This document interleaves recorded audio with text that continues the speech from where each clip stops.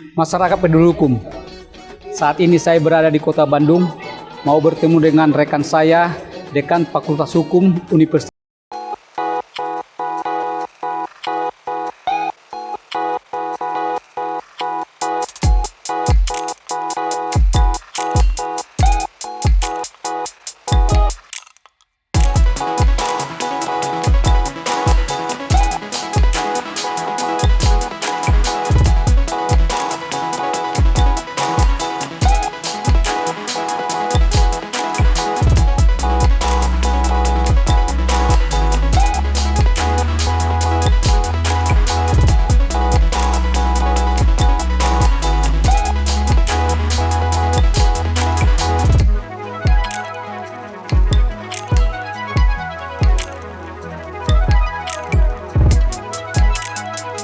Peduli Hukum. Saat ini saya berada di Kota Bandung, bertemu dengan rekan saya, Dr. Yurliona Nanang Supriyatna, SH, MHum, Dekan Fakultas Hukum Universitas Parahyangan. Apa kabar? Baik, Yurliona? siap, baik. Luar biasa ini, saya lihat. Sekarang dari praktisi menjadi dekan, Ya, kira-kira apa yang berubah di dalam keseharian Bapak Yona? ya sebenarnya sejak awal saya dosen, kemudian setelah itu jadi advokat, lama berkecimpung di dunia advokat dan kembali menjadi dosen dan sekarang dipercaya untuk jadi dekan. Nah, memang di dalam benak saya bahwa hukum di tataran di universitas itu adalah hukum-hukum yang seharusnya atau hukum yang diinginkan belajar di fakultas hukum itu. Tetapi berlainan ketika kita menjalankan dalam prakteknya. Itu yang banyak sekali kendala-kendala atau gap antara teori dan praktek di Indonesia ini.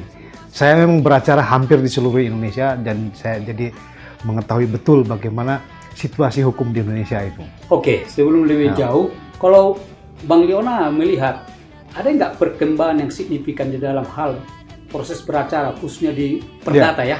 Ya. Saya melihat ada perkembangan yang signifikan dengan dunia atau era digital saat ini, bahwa ada perma yang mengeluarkan tentang e-court. Ya. Itu perkembangan yang sangat luar biasa, karena saat ini dimanapun di dunia orang sudah berada dalam dunia atau era 4.0, di mana semuanya adalah serba digital.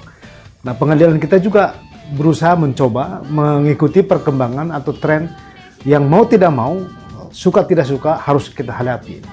Keuntungannya di e-court itu adalah bahwa pertama, soal pendaftaran tidak lagi misalnya menggunakan hard copy yang menghabiskan berapa rim kertas. Yang kedua, efektivitas, efisien, semua melalui e-court. Kemudian juga pembiayaan terbuka, open, jadi tidak seperti dulu. Ini perkembangan yang luar biasa. Nah, tren ini juga harus diikuti dengan sistem pendidikan di Fakultas Hukum. Fakultas Hukum tidak lagi belajar seperti dulu kita kuliah, semua textbook semua seperti itu, tapi kita juga belajar pada hukum yang sekarang berkembang diimbangi dengan teknologi yang harus dikuasai. Karena kalau tidak menguasai teknologi, saya kira tidak terbayang hukum ini akan selalu tertinggal, apalagi di Indonesia ini. Berarti bisa katakan dengan perkembangan sekarang, proses beracara juga lebih mudah ya? Lebih mudah, ya, lebih mudah jadi, menggunakan e-court sebenarnya. Tapi pengalamannya, kalau dulu kan keluar kota ya. Setiap sidang data, betul, segala macam. Siapa yang diuntungkan di sini atau ada yang dirugikan? Semua diuntungkan. Oh, semua diuntungkan ya? Klien, pengacara, semua diuntungkan karena soal jawab-menjawab itu tidak perlu lagi kita datang ke pengadilan. Bayangkan misalnya, kalau saya bersidang di Medan, hanya untuk memberikan jawaban atau memberikan replik duplik, pergi ke Medan. Sekarang tidak lagi. Jadi melalui email sudah cukup. Itu sangat luar biasa. Mengurangi biaya pada klien, ya, pencari keadilan, juga otomatis advokat juga, dan banyak aspek yang diuntungkan di situ.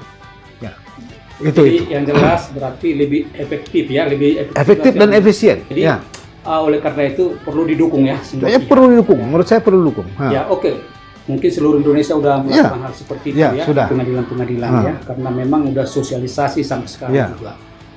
Kalau Bang Liona kan seorang praktisi dan juga seorang dekan ya, melihat daripada keadaan penegak hukum di Republik ini sampai saat ini bagaimana? Ya, perlu saya gambarkan bahwa dalam suatu sistem hukum, ya, Indonesia adalah sistem hukum Indonesia. Di dalam sistem hukum ini terkait subsistem hukum. Ya, misalnya salah satu subsistem hukum, substansi hukum. Hukum yang menentukan isi dari hukum tadi, substansi atau materi hukum. Nah, bagaimana materi-materi hukum ini yang notabene sudah ketinggalan zaman? Kenapa? Karena banyak yang dibuat pada waktu pemerintahan Hindia Belanda, harus disesuaikan dengan zaman sekarang.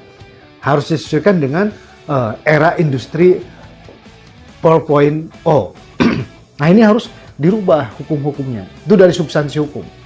Jadi kita punya rencana untuk mengubah KUA pidana, itu yang mengherankan, yang sudah berlangsung sejak tahun 62 sampai sekarang tidak berhasil membuat KUA pidana yang baru untuk menyesuaikan dengan keadaan atau kondisi zaman sekarang. Nah, ketika KUA pidana ini mau disahkan, terus ketinggalan zaman. Kenapa? Karena pembahasannya bisa bertahun-tahun, berpuluh-puluh tahun. Jadi manakala mau disahkan juga sudah ketinggalan zaman. Nah, ini problemnya. Nah, ini problem. Itu substansi hukum. Jadi banyak sekali substansi hukum negara Indonesia harus di amandemen, harus dirubah, disesuaikan dengan perkembangan zaman sekarang. Oke, itu Ya. mungkin dari segi Substansi.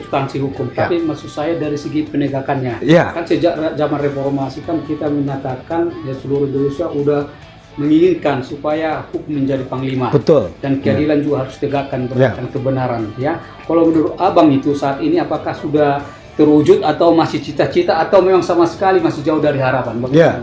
Oke. Jadi itu tadi substansi, dan kemudian yang kedua struktur hukum. Ya. Ya, struktur hukum. Struktur hukum ini tidak hanya menyangkut masalah misalnya fasilitas bangunan saja, tidak, tapi aparat penegak hukum. Siapa aparat penegak hukum? Berdasarkan undang-undang itu adalah pertama hakim, ya, jaksa, polisi, dan advokat. Keempat, aparat penegak hukum. Inilah yang harus kita dukung supaya mereka bekerja sesuai dengan prinsip kita bahwa profesi-profesi ini sebenarnya adalah profesi yang mulia. Dari keempat penegak hukum ini, inilah problem kita diawali dari mentalitas penegak hukum keempat ini, ya, itu kira-kira. Jadi mulai dari situ. Saya benar, tapi saya langsung ke deponya. Maksudnya pendapat atau pengalaman dan hal yang dirasakan Pak Liona dalam praktek baik dahulu maupun sekarang. Ya. Bagaimana sebenarnya penegakan hukum ini? Apakah sudah tercermin mendapatkan sesuatu yang kita inginkan setelah reformasi atau masih merupakan suatu perjuangan? Belum. Belum. Jadi belum, masih merupakan suatu perjuangan. Jadi seringkali di dalam tataran praktek itu dihadapkan pada suatu kekecewaan bahwa kita mau jujur, kita mau bersih, lawan kita tidak bersih, tidak jujur. Itu yang menjadi kekecewaan. Tapi kita tidak boleh menyerah, tidak boleh berdiri terus saja bahwa kita harus menegakkan hukum seadil-adilnya, sebersih-bersihnya.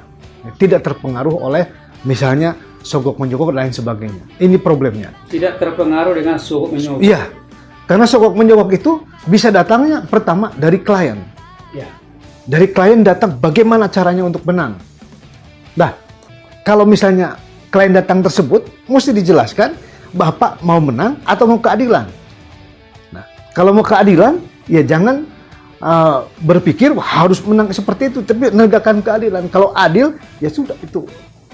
Kalau misalnya harus menang dan berapapun uang yang diperlukan, saya akan keluarkan. Nah, inilah godaan advokat juga datangnya dari klien gitu. Dan ini harus kita hindari ya. Harus kita sebagai hindari. praktisi yang baik ya. Iya, harus kita jelaskan. Tapi gini, itu kan dari segi uang. Ya. Tapi ada kalanya cenderung Ya. konon katanya kekuasaan bahkan politik Betul. mempengaruhi atau mengintervensi. Bagaimana Betul. Bapak melihat?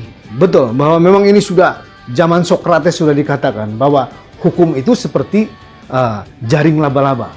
Dia hanya bisa menjerat yang lemah-lemah saja, tapi yang kuat tidak bisa menjerat. Jaring laba-laba itu. Ya. Ya, yang berat-berat nggak bisa, yang besar-besar nggak bisa. Mungkin itu peribahasa ini masih sampai masih berlaku.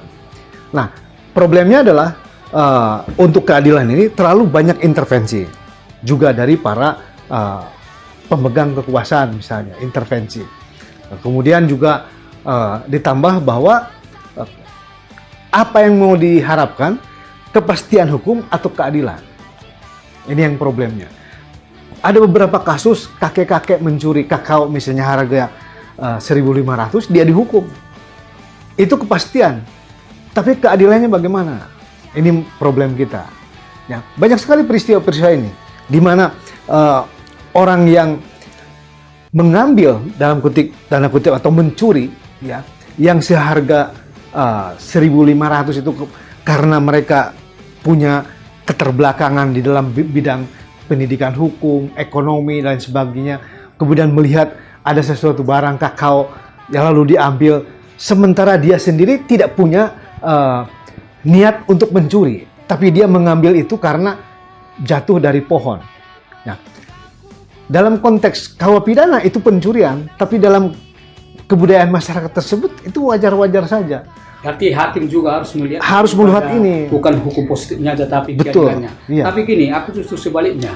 Kalau ternyata ada ya seseorang yang diduga melakukan tindak pidana, Ya. tetapi dia itu menyangkut kepada oknum partai politik Ya. atau apapun itu yang menyangkut kekuasaan, bagaimana? Karena kan ajasnya equality before the law, Ya, ya, betul. bersamaan di muka hukum. Ya. Bagaimana Bang Leon memandang ini? Menurut saya bahwa hakim, ya, karena hakim aturannya, hakim itu adalah bertanggung jawab kepada Tuhan yang Maha Kuasa. Ya. Bahkan dia pun tidak bertanggung jawab kepada KPN segala, tidak. Dia mandiri. Dia punya kewenangan untuk memutuskan sesuai dengan hati nuraninya. Problemnya memang banyak tekanan atau kekhawatiran dipindahkan atau diturunkan atau ada sanksi kalau tidak menuruti kehendak atasannya. Itu ancaman-ancaman seperti itu masih berlaku di kita. Ya, tapi saya rasa kalau saya Bang Leona menyatakan kita sama-sama ingin menegakkan hukum. Tadi juga Bang Leona menyatakan ya haruslah tegakkan, jangan mau diintervensi. Ya. Kalau saya sendiri berpikir begini, hidup ini kan cuma sekali. Ya. Apapun yang kita lakukan, baik itu hakim, jaksa, polisi, advokat, kan harus bertanggung jawab kepada Ya. Tuhan. Ya. Ya, bukan soal hanya semata-mata di dalam hal di dunia ini kita kan gitu. Jadi Ya. Bapak memandang apa sampai ke situ pemikiran Bapak dalam hal sesuatu dalam rangka penegakan hukum ini? Dalam rangka penegakan hukum saya misalkan pada hal yang normatif sih. Yang normatif, yang peraturannya sudah ada di situ. Itu saja. Misalnya gini, bahwa hakim ya bertanggung jawab terhadap putusannya ya berdasarkan hati nurani dan dia bertanggung jawab kepada Tuhan yang Maha Kuasa. Ya. Saya kira udah jelas. Artinya dia tidak perlu tunduk pada ketua pengadilan negeri misalnya atau ketua mahkamah. Artinya di sini intervensi tidak ada. Keadilan mutlak berdasarkan hati nuraninya. Ya. Itu yang harus dilaksanakan. Bukan berdasarkan pesanan atau ancaman dari orang-orang yang punya kuasa lebih daripada dia. Nah, jadi prinsipnya menurut saya di dalam memutuskan itu, siapa yang harus ditaati tadi adalah Tuhan. Ya, karena itu dia harus takut sama Tuhan, bukan takut sama atasan. Kalau saya rasa kalau semua hakim begitu juga advokat, polisi, Ya, jaksa melakukan tugasnya sesuai dengan integritas moral, apalagi keadilan akan terwujud di Indonesia ini. Betul. Tapi faktanya Ya. tadi kita menyatakan Ya. belum Belum. terlaksana apa, masih cita-cita. Ya. Jadi apa menurut Bang Leona, apa harapan dan pesannya kepada masyarakat pendengar masyarakat penegak hukum? ya.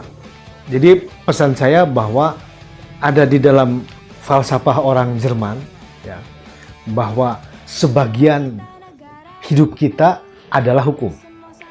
Ya, itu maknanya bahwa semua harus taat pada hukum, semua harus bertindak sesuai dengan hukum.